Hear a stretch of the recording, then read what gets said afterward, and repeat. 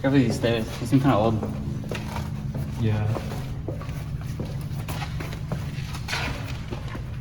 There's a lot of trash here. Let's go through this room. Alright. Let's move that pile out the way. You have a torch? It's really dark down here. Yeah. This is my last one now. Okay, it's fine. I think I'm almost there. Go through that. This seems like more trash. Yeah, you're right. Whoa. Wait, here you go. Where's that sound? Whoa. Wait, you really see What that? is that? Oh, wait, here you go. Run, it sees us. Run!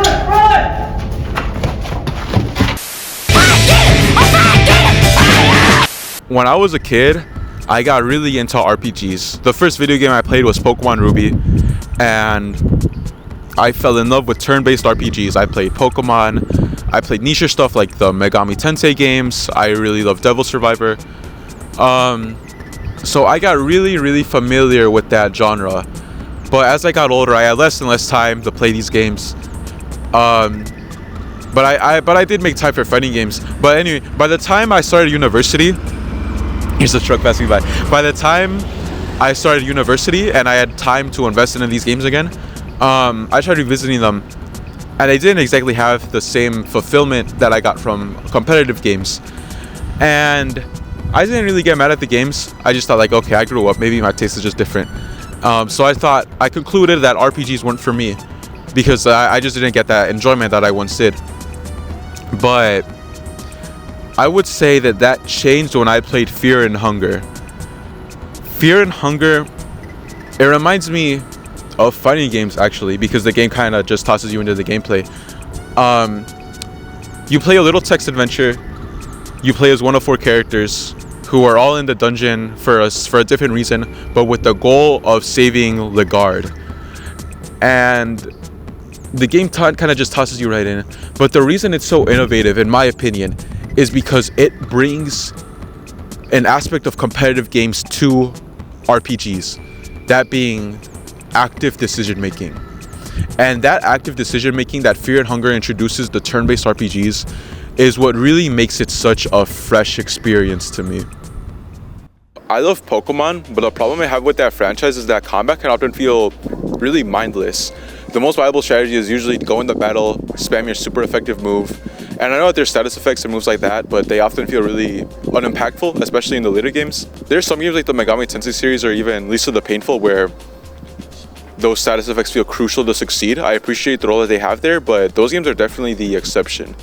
Now, in Fear and Hunger, if you go into battle expecting to be able to hack away like you would in most other games, you'll get fucked up pretty fast because you will straight up get out-damaged, outmaneuvered, or enemies might even inflict insta-kill attacks on you. And because the game is so punishing and the game leaves such little room for error, it really forces the player to be mindful of all the decisions they make. I wouldn't say Fear and Hunger is a punishing game because of how much damage can be done to you in 1 to 2 turns. It's punishing because it's a game that really forces the player to live with the consequences of their actions. What interested me about Fear and Hunger before I played it for the first time was the limb mechanic. So when you go into battle, you won't necessarily get out damaged because of just like raw numbers. It's gonna be because when you face an enemy, they will pretty much always come with their own set of limbs. Each has its own health pool and even its own turn. Now you can whittle the enemy down and chop each limb off one by one, but the problem is that the same can be applied to you.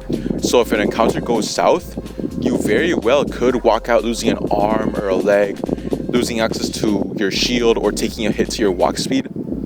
And to put it bluntly, that shit is just something you straight up have to deal with. What would be a temporary debuff in most games is permanent in Fear and Hunger. And I don't mean to sound like a broken record, but when that shit happens, it's straight up just the way it is. If you lose both legs, you'll probably just have to go through the rest of the game crawling your way through the end of the dungeon. And that is just something you have to live with.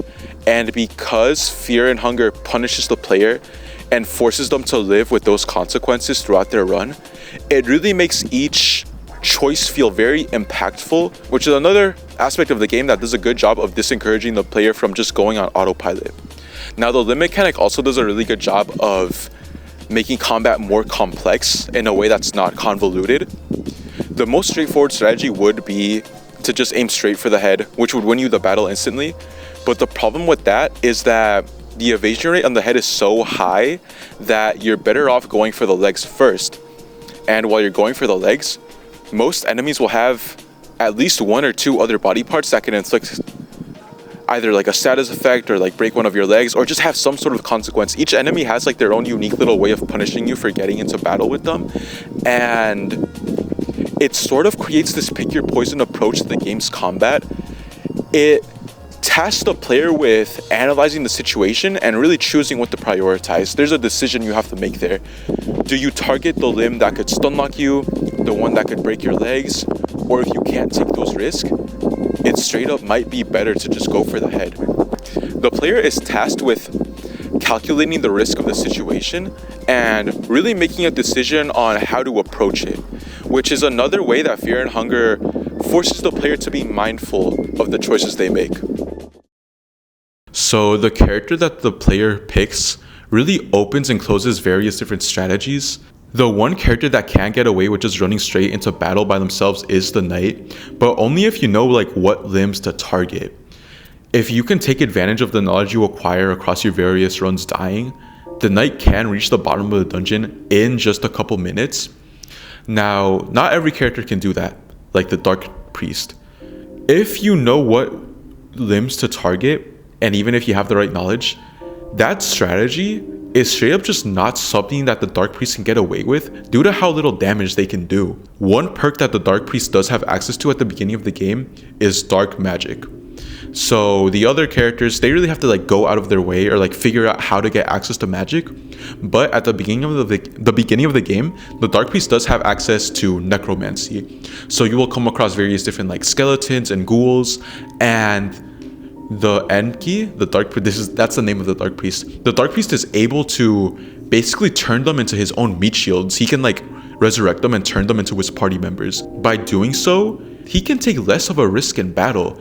The knight, you not only do you have to have the knowledge on like what limbs to target, but it can be very fatal if you miss an attack. If you miss the ogre's arm, then the next turn you very well might just lose your limb, because that's just how quickly the tides of battle can turn in the game. The Dark Priest, he doesn't necessarily have to take that risk because that attack can be thrown at 3 other party members.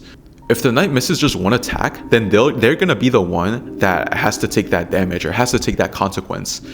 The Dark Priest, he can lessen that risk. One could argue that the Dark Priest has a better chance of walking out of battle unscathed compared to the other characters due to the fact that they can get access to a full party so quickly. The Dark Priest can also get access to rituals. Holy shit, I don't know if you guys heard that, Yeah. but holy shit. But like I was saying, the Dark Priest can also get access to rituals very, very early on in the game compared to other party members. And by doing these rituals, they can get access to like healing and attack magic, and it is totally possible to beat the game without knowing an ounce of magic, dude. Like, that's kind of crazy. The Dark Priest, he can get access to healing, which gives you the ability to make more errors in battle, and access to attack magic, which allows him to win battles in just one turn. And because of that, you really could argue that the Dark Priest has a better chance against most enemies, because like I said, he does have a better chance of winning the battle in just one turn, which is a lot more difficult for the Knight and the Mercenary and the Outlander. Now, the Mercenary and Outlander also have their own unique perks and ways of approaching the game, but I do hope it's been made evident that each character will wildly vary the way that you approach the game. I could go on and on about how they tackle the dungeon as well, but I just wanted to make clear how much I appreciate that Fear and Hunger makes the player mindful of how they approach the game, even with just the characters they pick, because they each have their own solutions.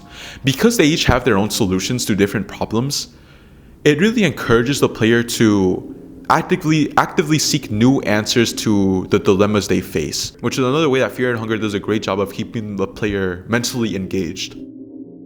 So really quickly, I wanted to speak briefly on what I meant when I spoke earlier about knowing what limbs to target. Fear and Hunger really places importance on trial and error. Due to the unforgiving nature of the game, there will undoubtedly be dozens of deaths, which really encourages the player to have a learning mindset. Trial and error is a big part of Fear and Hunger, and because the game really lets death lurk around pretty much every corner, the player ends up taking mental notes of every fatal obstacle in the dungeon. I remember the placement of so many rusty nails by heart because they'll kill the player if not treated in time. Because there's danger in nearly every area, the player ends up having to take mental notes of what actions led them to their death, which is another way that Fear and Hunger keeps the player playing with intentionality behind their decisions.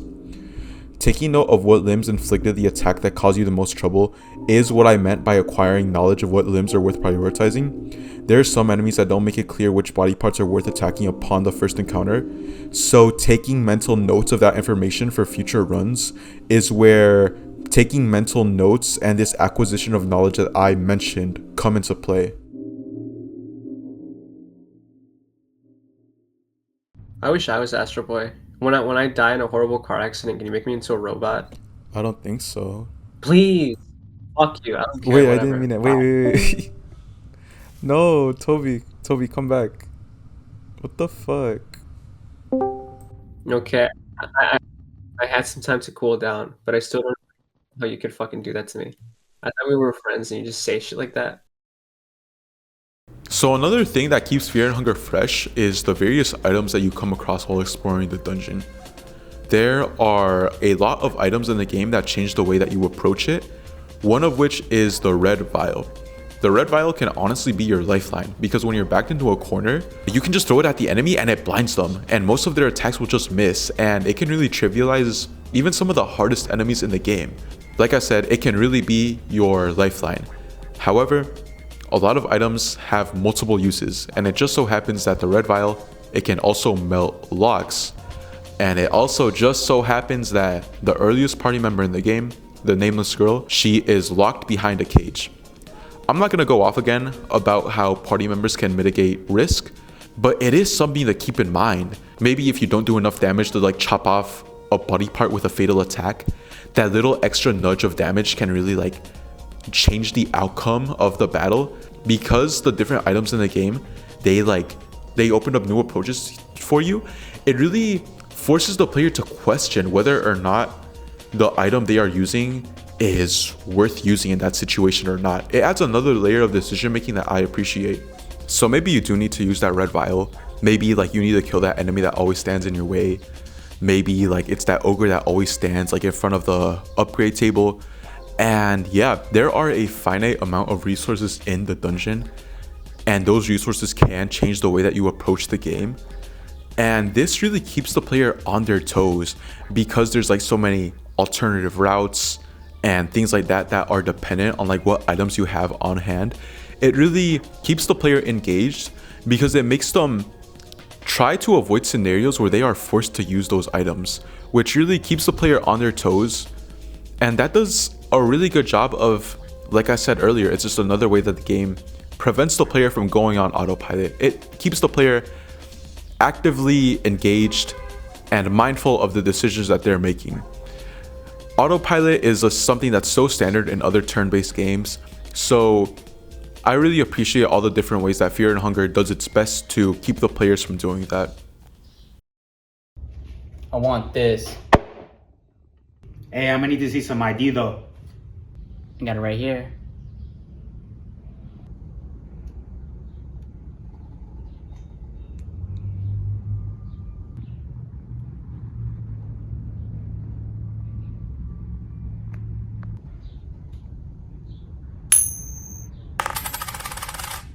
Alright, you good? Alright. Thank you.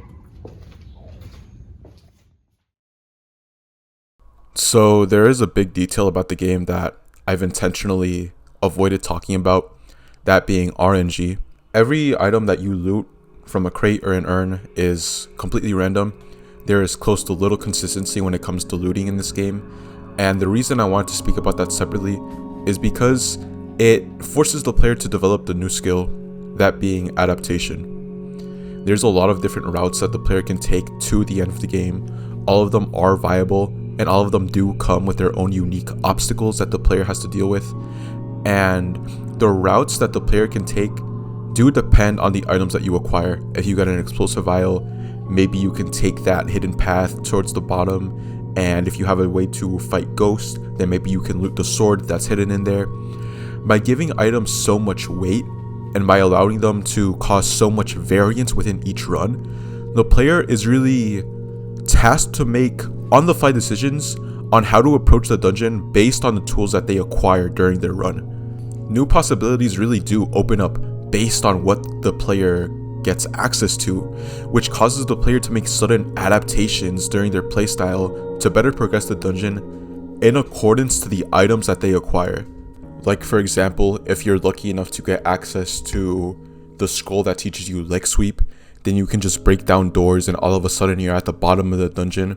Like I said, the items that you gain can vary the path that you take to the end of the game, which is something I appreciate because it forces the player to make those observations and make the sudden change in their approach to the game to take advantage of the item that they acquire.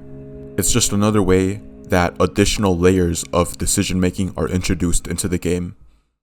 One strategy that doesn't require RNG is the Blood Golem strat. I just wanted to explain that you really don't need good RNG to do well in this game. The first time I beat the game, I honestly had pretty shitty RNG. But yeah, the Blood Golem strat, if you raise your affinity with the God of Violence and the Goddess of Love, which doesn't really require that much luck, then you can acquire Blood Golem and Pheromones. So you can summon this muscular veiny ass being, which tanks for you if you inflict pheromones on it, and it can also attack for you. And yeah, it can be your tank while you're casting spells or throwing items and shit. It's a very viable strategy that works against even the hardest enemies in the game. I just wanted to make it clear, you don't need good RNG to beat the game at all. It's just something that can help you, and you do need to have the knowledge to be able to capitalize on it. Just wanted to point that out. There's also the mercenary, he can get the escape plan skill and make so many encounters in the game something he doesn't even have to worry about. My bad. But yeah, just wanted to say that you don't need good RNG. Totally possible to beat the game without it. Alright, so really quick, I just wanted to give some insight on how I apply the skills I mentioned earlier into a run. I started this run as Kahara, who's a character that I don't usually play, but when I started, I knew that I wanted to recruit the girl, Darce, and Moonless into my party. At the start of the game, I actually end up looting an explosive vial, which is actually really good because it means I can get one of the party members that's harder to acquire. I loot some of the books here before the dogs come in, and I take the one that can help me get to the courtyard. After getting through the rubble, you have to deal with the dogs and the mumblers. I picked up a lot of green herbs in case I do get bit, since they cure infections, something that the dogs will always inflict on you. I acquired escape plan and dash during my text adventure, so I'm not really too worried about dealing with them. I can honestly count the amount of times escape plan has failed me on one hand, and I have 80 hours on this game. Those two skills coupled together make it really easy to explore, so I just end up looting everything. There's some stole stones and some coins here. Coins let you flip 2 coins when you have to do a coin flip, which just reduces the amount of risk that I have to take in battle. I know how to stay out of fights, which makes it easy to just get whatever I need from here. I keep heading down and I recruit Legard, who is going to increase my damage output significantly. At this point in the game, I didn't have a lot of soul stones for all the different skills, so I just acquired Blood Portal, which gives you fast travel. Kahara isn't the strongest, so I just reduced the chance of getting into encounters whenever I have to backtrack throughout the game. Once I got Legard, I made sure to get the miasma for him, since it raises his attack to, I think it's 125. When you give him a normal sword, I'm pretty sure his attack is only around 70, so yeah, his damage output is really good. He usually does around 450, 465 damage. But yeah, I might be wrong about his base attack stat, but with the miasma, he does way more damage than he would with another weapon. I took note of the meat that I looted from crates earlier, so I was able to recruit Moonless. Getting her early game is really good because of her P mechanic, so when she passes by specific tiles, she'll P on them and it'll increase her stats.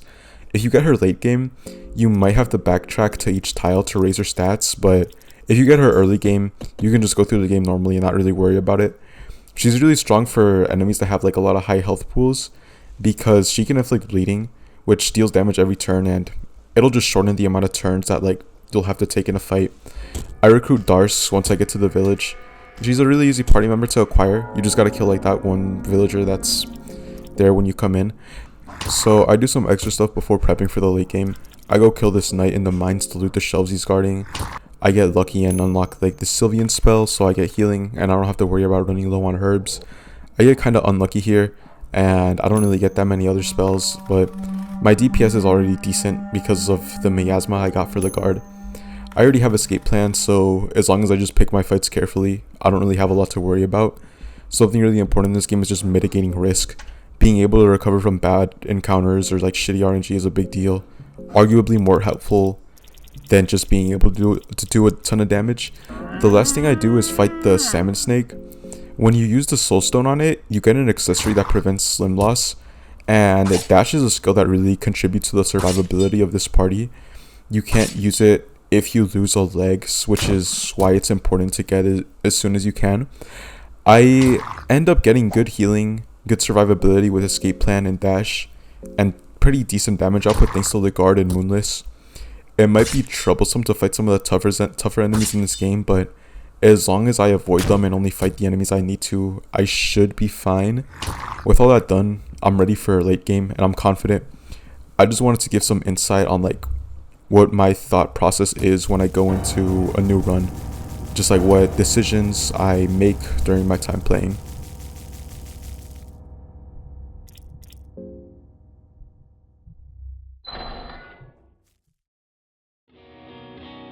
Earlier, I spoke about the limb mechanic and how the game can punish you when you walk out of an encounter, but I did believe it was worth expanding on the fact that even after that, the game does always let you keep going. You're down, but you're really never out.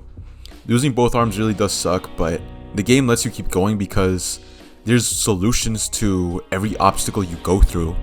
Losing both arms is going to force the player to change the way that a character approaches combat, whether it be by turning them into a meat shield like you would with the blood golem, or by turning them into some sort of magic user. Even though the player will be punished, there's always solutions to even the most fatal outcomes, but only if the player is willing to adjust the way that the character plays. In other words, only if the player is willing to adapt. Walking out of a fight might change your character significantly, but by just adjusting the way that that character deals with the dungeon, it's possible to beat the game with even just a party of legless item tossers. Worst case scenario, if one of your party members does get fucked up that bad, there's probably a way to sacrifice them to make yourself stronger. Even with the worst outcomes, there's almost always a way to recover, and appreciate the way that Fear and Hunger lets the player use their decision-making skills to adapt to even the worst circumstances. I also believe that the fact that you get to experience your party getting torn apart adds to the attachment that you feel to your party members, which I'm always going to appreciate. Fear and Hunger is a game that tasks the player with the challenge of managing a full party, items, and every enemy that stands in your way. Even the slightest nudges of luck or even haste can alter your run permanently, and by giving each variable that the player has to manage so much importance, Fear and Hunger really forces the player to almost always be attentive. The player is always cautious, and while that might not be a feeling that's enjoyable for everyone, being on the edge of my seat because I knew that even the slightest errors could be game changing really kept me mentally engaged. Because each variable, whether it be the items I got or how my party members were doing, because each cog in the machine was so important, I was always challenged with trying to make the best decisions that would help me survive. By placing so much value on decision making, the player is discouraged from playing mindlessly and is tasked with really considering the effects of every single decision that they make. The goal of this video was to more so speak about my appreciation for the mechanics of the game. There are a myriad of videos talking about how the game is good at building atmosphere and the game's lore, which are all great, but that was not the goal of this video. However, I did want to speak more about other things about the game that I appreciated. Also keep in mind, there are so many things that I intentionally didn't talk about. I think that the game is best experienced with a sense of mystery. Just wanted to say that. There's some cool shit here, dude. Like, apart from that, like I love the dark fantasy aesthetic. Like I love Berserk and Bloodborne and shit. And Fear and Hunger has such a cool art style, and the characters like they look fucking scared for their lives, dude. Like they look miserable, and like that shit's awesome, dude. The creature design, like the creatures, some of the monsters in the dungeon are genuinely like fucking terrifying. The atmosphere is great. Like there were parts of the game where I was straight up like scared to even like interact with anything because I was scared of what would happen. Like the game is such a masterclass in atmosphere. Something that really stuck out to me when I first played it was the sound design. And the sound design, I think the sound design is really, really good. And obviously I'm not like, that's not my area of expertise, so I'm not able to explain what makes it so strong. But I guess I know why it makes me feel a certain way. Like I feel like the lack of music coupled with like how harsh like some of these sound effects sounds really like add to the atmosphere.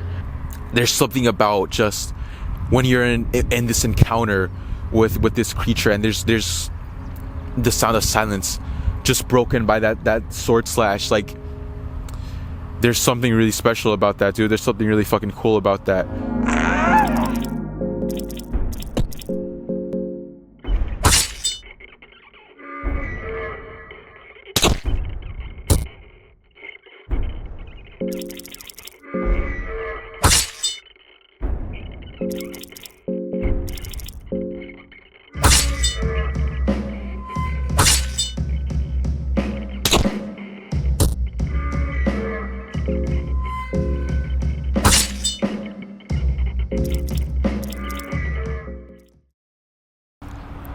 So I wouldn't blame someone for hating Fear and Hunger the first time they played it. The game is intentionally like doesn't give you information. It doesn't tell you what to do. It doesn't feed you anything.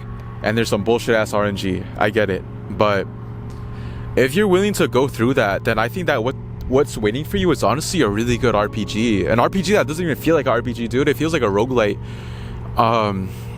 So if you haven't been having fun with RPGs, then I think Fear and Hunger is worth a try. I think it's great how it manages to feel so innovative, and yet it was mostly developed by one person. Give it a try, man. It's really good, and it still feels fresh dozens of hours in. I can't recommend it enough.